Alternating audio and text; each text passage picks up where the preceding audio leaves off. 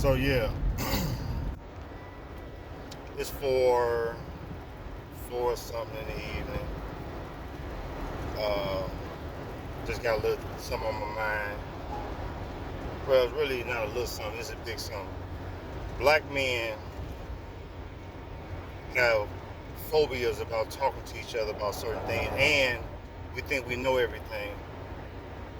Every other group of men talk to each other and politic with each other to find out stuff.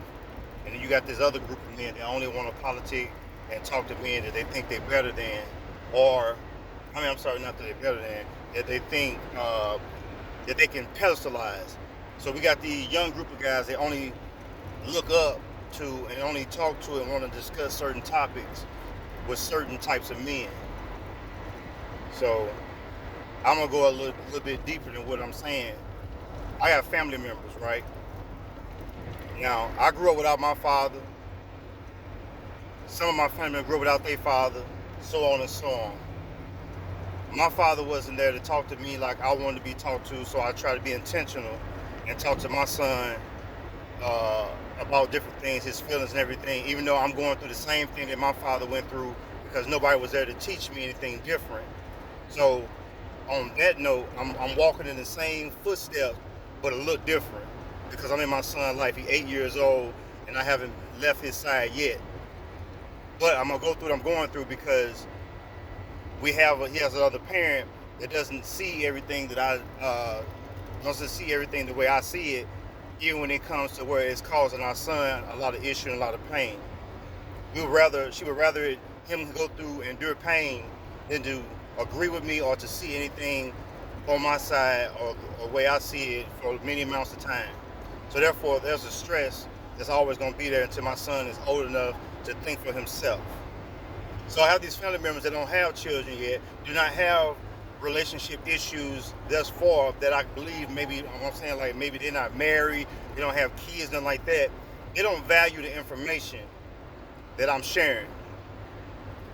It's laughed about, it's funny, until it's not funny. I'm not angry. I'm very passionate about what I talk about. So I try to share videos instead of talking because I'm talking to you two young guys that are not in a mind space to be able to handle the fact that I'm trying to be there for them the way I've always been there for them.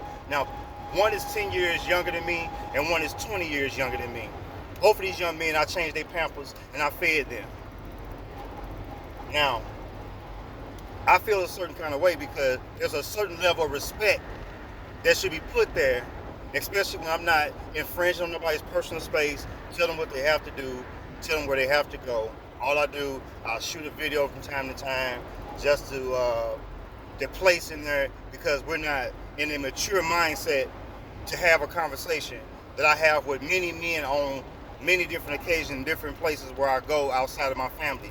And sometimes you can hurt too much trying to be supportive of family when family is not receptive to the things that you might be sharing. I'm not pushing any information on anybody. I don't ask anybody for anybody. Anybody gave me anything. I work for everything that I have. So only thing I have is my love for my family, but I don't feel the same type of love. And I want people to understand is that watch this video, you might have to go outside your family to get the love and the respect that you deserve. You don't deserve to be stepped on and mushed on and ridiculed when you want to look out for people that you love and you care about. You can love on other people and outside people that will value you and will protect you at all costs. People that will care about your health and your mental well-being. So I say this to be a rant of any sort. I say this to wake up. I'm 44 years old. If you experiencing any of this stuff and you younger than me, give your time to somebody that really values you. Don't waste your time with people just because y'all blood. Because blood can only just mean that y'all are relatives. It don't mean your family. I'm sick and tired, y'all, of the things that I go through, and I try to do what most men do, but it's not healthy. Keep it in, keep it to yourself. Having people quietly throw jabs and stick knives in your back and telling you in small doses that they don't want to be bothered. But they find themselves tolerating you. You know why? They want to stay close. They want to see if you rise or you fall. So they stay attached to you a little bit just so they can see it. But I'm gonna start acting like most people do. I'm gonna just detach myself from the certain thing. Because you know, like cancer, they try to remove cancer from your body. They don't want it to spread, right? So I can't let this negative energy spread. And I'm gonna share this and I'm gonna get off. I sent a family member a video and it was talking about, it was putting emphasis on being intentional about being the type of man that say what you mean and mean what you say and set boundaries for yourself and things of that nature. Not anything real super deep. But like I say, one 20 years younger, one 10 years younger. They could use somebody to say something to them other than talking about BS and all this other kind of stuff. But I want them to understand that I love them. I am too far away from the petty stuff. I'm trying to do the things that I know to do, and the things that was on my heart was to reach out to my family and try to give them something I know that neither one of them are getting. If they want something from me in that way, I'll let them come to me from here on out.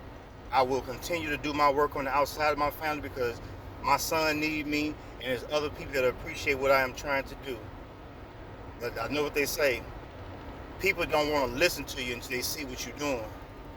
And sometimes it can be too late. And I'm out.